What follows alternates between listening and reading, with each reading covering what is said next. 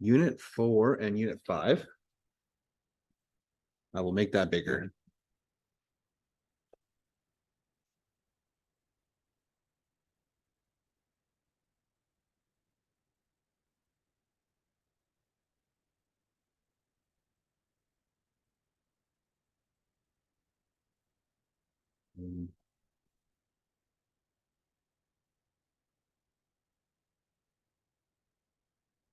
Okay. Right? I got it done right. Okay. Okay. So with trigonometry, it kind of comes down to really two different things. The first thing we kind of looked at was we looked at the Pythagoras theorem. And we specifically use this when when you're using two sides of a triangle to find the third side.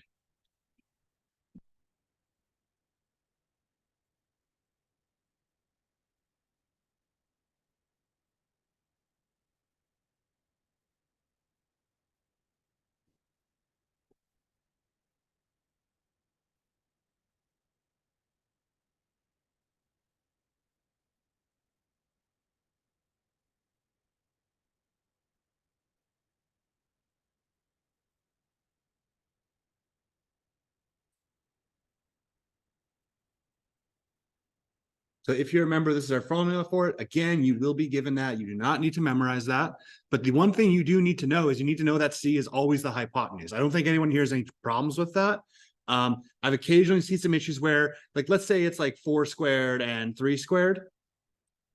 Some people will be, oh, well, it's 7 squared, and then it's 49. Well, no, that's not the case. 4 squared is 16, 3 squared is 9. So ultimately, you're going to get 25. So that's just an important thing to make sure you're following your order of operations still. Your calculator will do all the hard work for you as well. Now, sometimes you might be trying to use a hypotenuse and a side to find the last remaining side. So sometimes you might be given the hypotenuse, in which case you need to use algebra to rearrange your equation first. So if you're just finding the hypotenuse,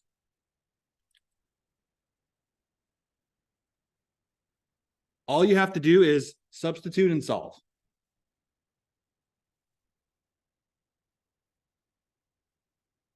So if you're just trying to find C, that's all you got to do is substitute and solve. But if you're using the hypotenuse, if the hypotenuse is given, you're using the hypotenuse and another side to find that third side, you need to substitute. Substitute, there we go. Rearrange, right? You need to move stuff around. You need to get the last letter by itself, and then you have to solve it.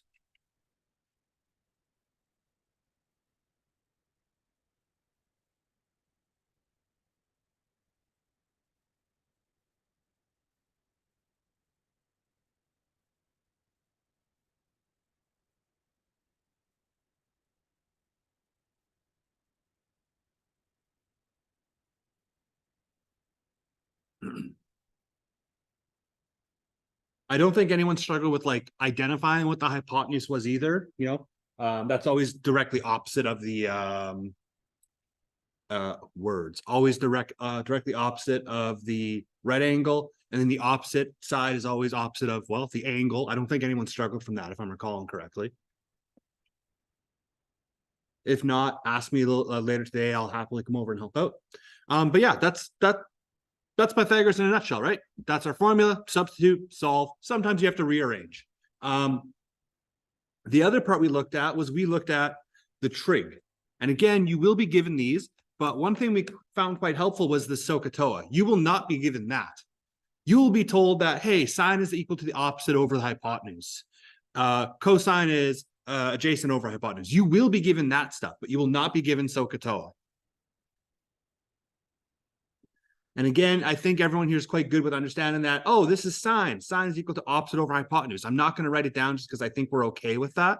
All we really have to do here is, just like before, we need to label our sides. Just like before, we know what our hypotenuse is. We know what our opposite side is. Sorry, even before writing that down, when do we use this? we use trig whenever angles and right triangles are involved. So the second you're using an angle, whether it's you're finding an angle or you're finding a side, you need to use trig. It can be used to find sides or missing angles. You can use it either way. Now, we know there's different approaches to doing that, which we'll go over shortly, but they have two different uses.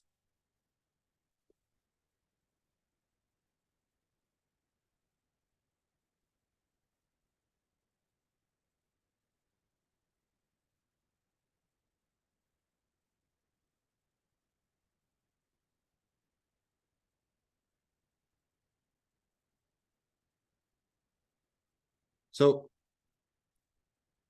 big thing here is how do we use it? Well, step one, just like before, is we label it. We're going to label the triangle. That's your sides and stuff like that. Sometimes you might need to remember that, hey, there's 180 degrees in a triangle to maybe find a missing angle, but you need to label your triangle. You're going to find your formula, right? Like, what do I have? What's the two things I have? Oh, I have opposite and I have adjacent. I need to use tangent there. So you find your formula, and then just like before, you're going to substitute and you're going to solve it. The step three, however, is where those things kind of change depending on what you are trying to find.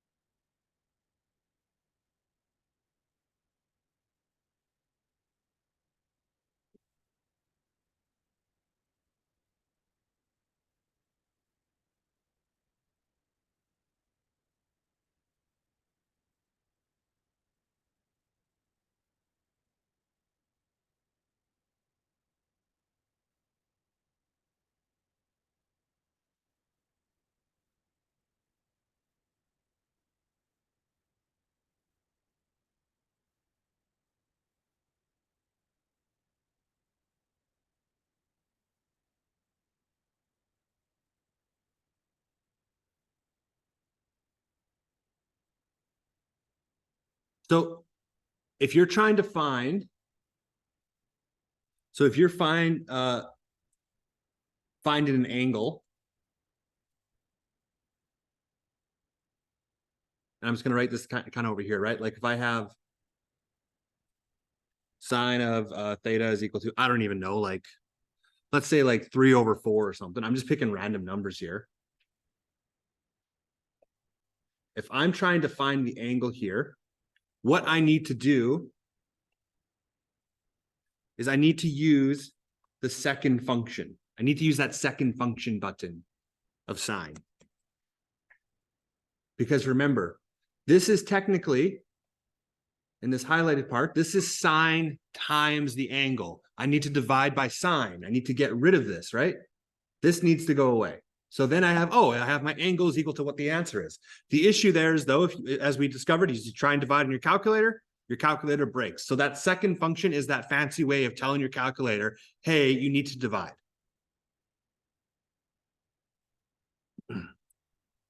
Whereas if you're finding a side, this means you're using the angle and you keep it as is.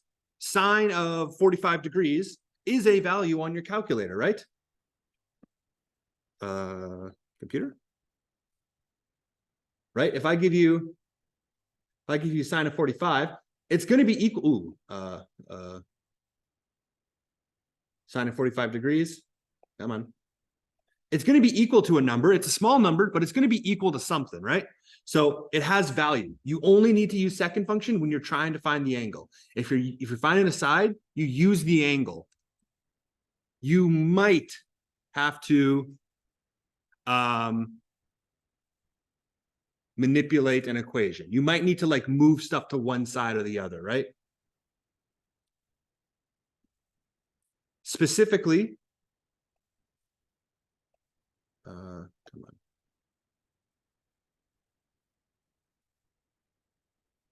So it's a one step if I'm just going to put X, right? The thing you're trying to find, X. I'm just going to put that for that. That's what I mean. I don't have space. That's why I'm writing X. So if the thing you're trying to find, which I'm saying is X, is on top of the fraction, it's a one step. It's a two step if X is on the bottom.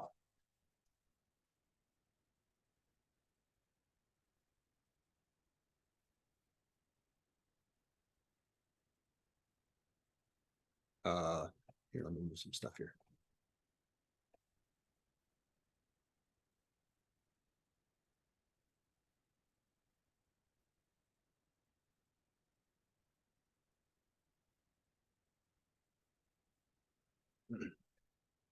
So all of this stuff here is really that step 3, right? That's the hard part here.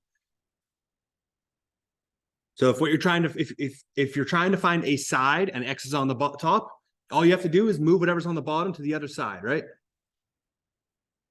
Times them by 4 in this case. If the 3, however, was an X, sorry, if the 4 was an X though, I would need to times by X and then divide by the sine of whatever this is. So it'd be 3 divided by sine of 45 degrees would be your answer in that case. So just making sure we're understanding that. And like, that's kind of it for trig. The only other thing you need to know is that a line and a triangle both have 180 degrees. And this really only comes into play when you have 2 triangles. Sometimes you have to problem solve. How can I figure out 2 things in this triangle using the information I have? So you might have to find out information in a relevant triangle. Oh, I now know the size of this angle, and I know it's a right angle, which means that angle is going to be like 70 degrees or something. And that's really it. Did everyone have that down? I would say no. Okay. So then the last thing here, we're not going to do a review for unit 6. We're just going to do one for unit 5. Was the scale representations. This is what we did just before Christmas, if you recall. This is where those ratios can perhaps come into play.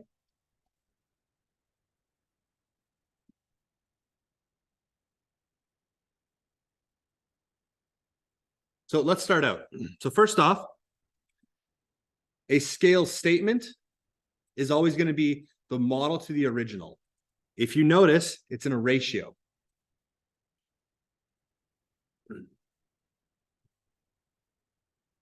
Whereas a scale factor is going to be the model divided by the original as a fraction.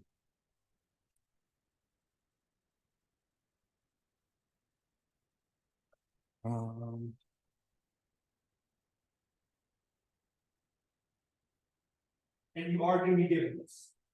You will be given this information. So you will know what the scale statement is and what the scale factor is, okay? So that is part of your formula sheet. You do not need to memorize that. All you need to know, though, is that stuff like a photograph, for example, stuff like a photograph or a blueprint is the model in this case. And the model can be bigger or smaller. If I'm doing a model of the human eye, you're usually going to enlarge that, right? Like if you guys have ever been to a doctor's office, you usually see enlargement models of like the heart or like sometimes like the uterus or an eye or the brain, stuff like that, right? It's usually not a one-to-one scale.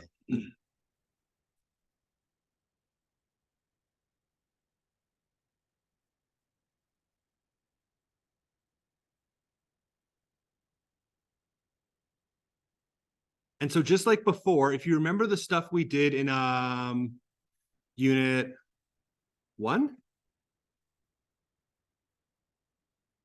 Unit 1. So just like before, we solve it a lot of this stuff, just like how we did in unit 1, where maybe we have something, again, maybe I have, I'll just type it in. Maybe I have 2 cups of 2 flowers for every like 1 cup of water, for example. And I'm like, hey, I want to figure out how much water you need if you have 11 cups of flour. Just like you solve it the exact same way as what we did from before, which is, oh, well, it's going to be 5.5 cups of water, right? Because you're figuring out how many times can 2 fit into 11? Or the other way around, how many times can 11 be divided by to get to 2? Oh, sorry, that's not supposed to be times 2.5, times 5.5. So that same skill comes into play here.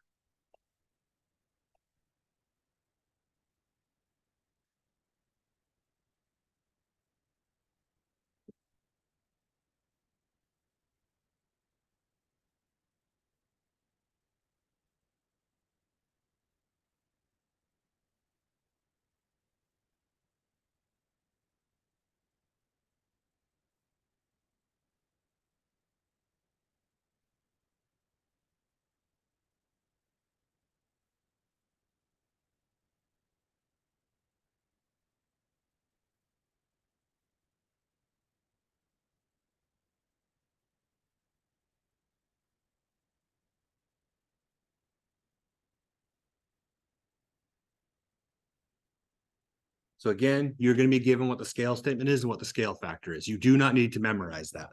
And you solve it the same way. Whether it's a ratio or a fraction, you can still solve that the same way.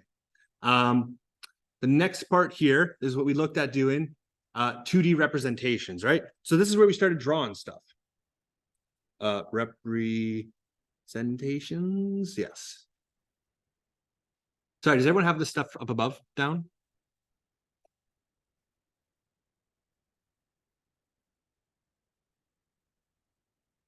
So we had a couple different things here, right?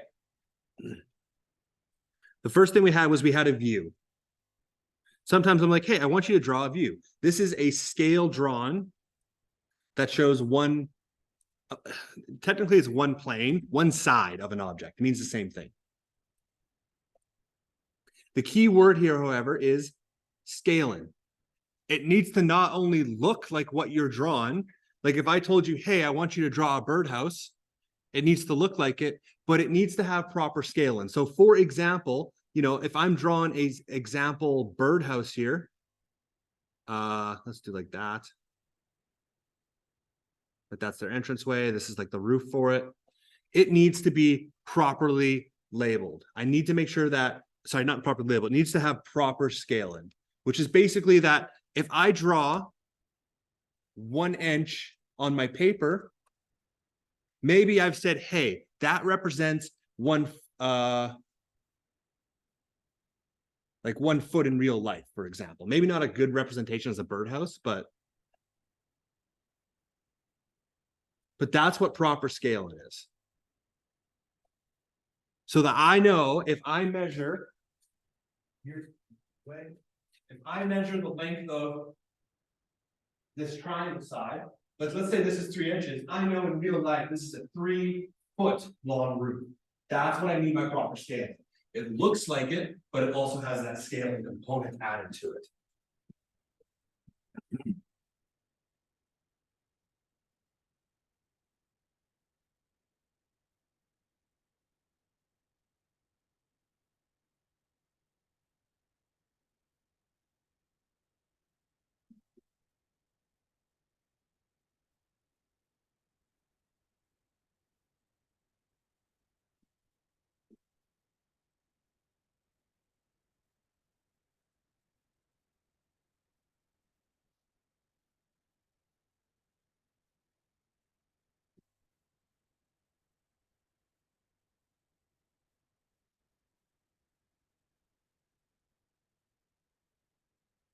So the only other thing we kind of had here was we also had component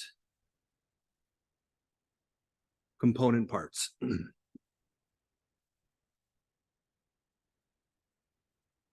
it's usually going to have a scale. So when we're drawing a component part, what we're doing is we are drawing each part of an object. For example, if it's a bookshelf, you would have the 2 sides and maybe like 4 shelves, for example.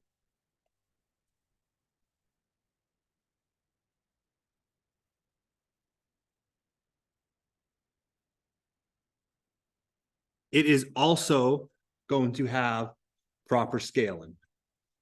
So maybe you're like, hey, I'm going to draw this with a 1:15 ratio.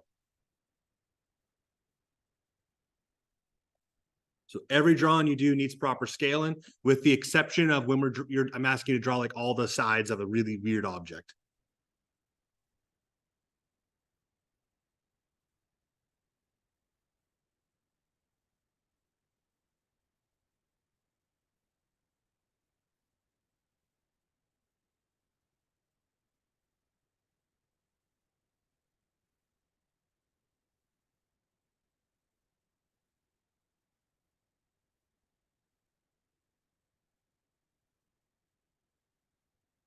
Give you a second.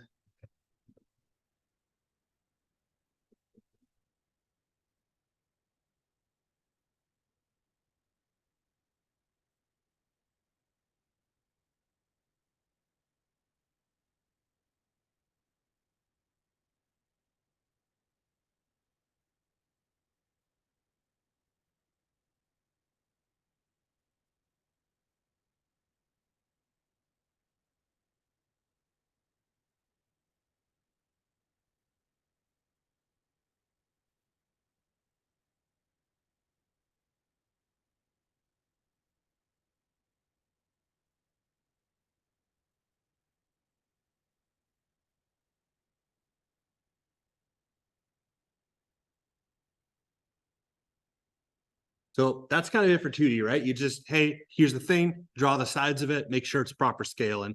And also sometimes you have to draw the parts of it. The other part here was we also looked at 3D representations.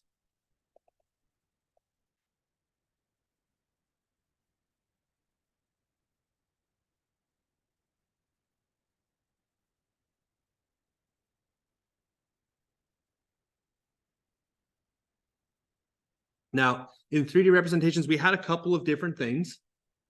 One of them was an isometric drawing. And if you remember, this is where we're representing a 3D object. I'm going to put drawing. You're drawing a 3D object where the same scale is used for the height, width, and depth. Now, if you recall, that's that dotted paper stuff we typically did. So we usually did that on dotted paper.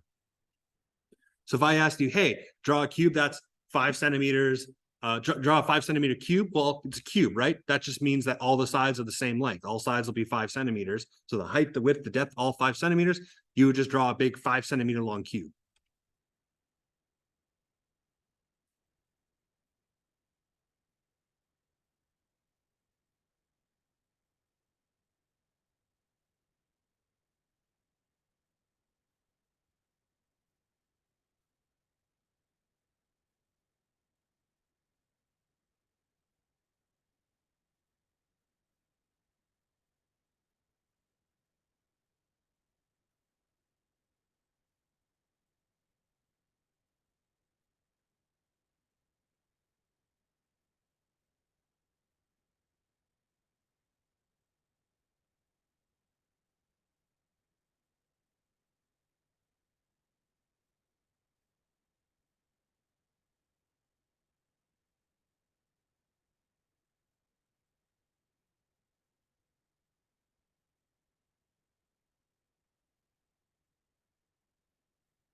So that's an isometric one.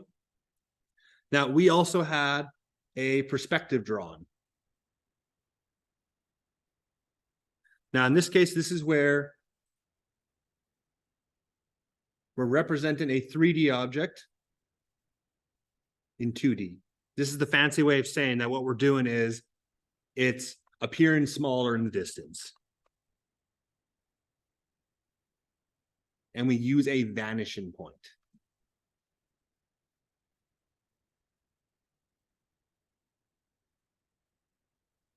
So again, just to give you an idea here, let me do that.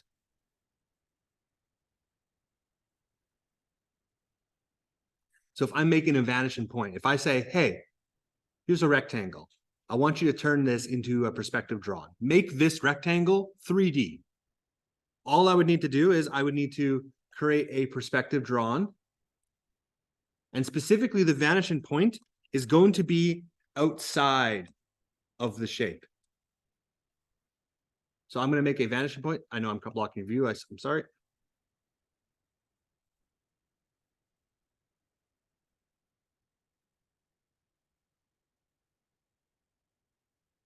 So all I would need to do is I would need to make a vanishing point. I've established that point. I can see it's outside my shape. Then all I need to do is I just need to connect three sides to it. I cannot connect this bottom left corner, right? Because it's going to go through my shape. So instead, all I'm going to do is I'm just going to take a ruler and I'm going to connect all three of my lines to it. And then what do I have to do next? I just have to, oops. I have to draw straight lines. And then erase, like, let's just say like halfway. So I'm going to draw straight lines like right here and right here. They're going straight down, right? They're following the same angle of these two lines here.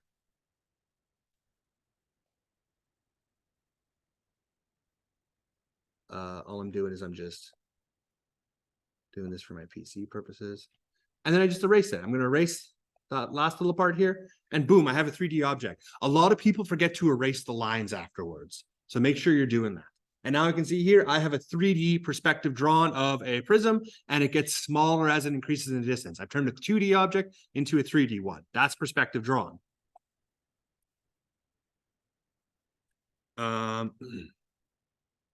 What's that? That's a horizon line. That's a vanishing line. And the last thing was just an exploded diagram. This is always the fun one.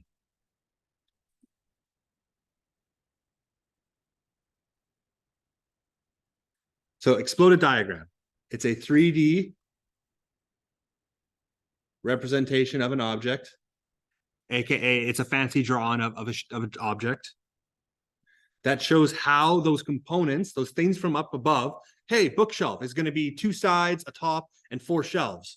It's showing how those components connect together. It's showing how those things connect together. If you've ever looked at an IKEA furniture or a Wayfair furniture booklet, you've seen that. If you ever are going to the trades for like anything mechanical or anything engineering, you will see a bunch of these. So in a couple key things here is that the components are separated, the components are separated in their positions, in their standard positions, right? The left side of something would be on the left side. The back of a bookshelf would be on the back, just like normal. But we've given some space between them. That's where that separated comes from. And specifically, dotted lines show where the pieces fit together. It shows, hey, these two corners, they're supposed to go together. There's supposed to be like a nail or a screw that's going to connect them there.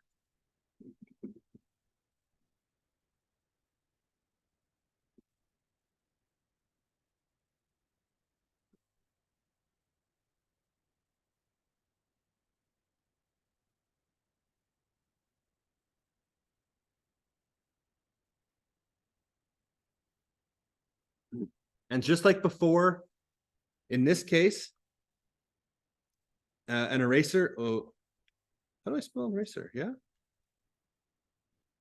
An eraser will be your friend here. Because you're still showing it from like the correct viewpoint, right? So I can't have, just to give you an idea here, if I'm doing the back of a bookshelf, and then here's maybe one of the shelves there.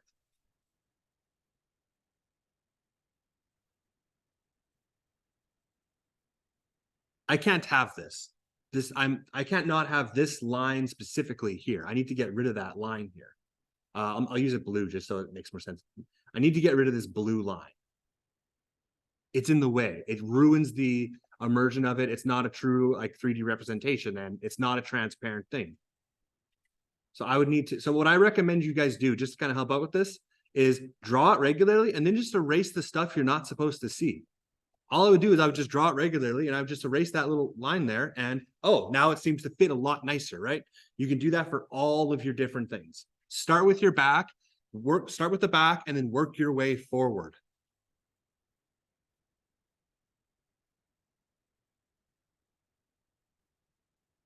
And then that's it. That's kind of everything we need. We're not going to do section 6 because we just did that. We're not going to do a full review on that.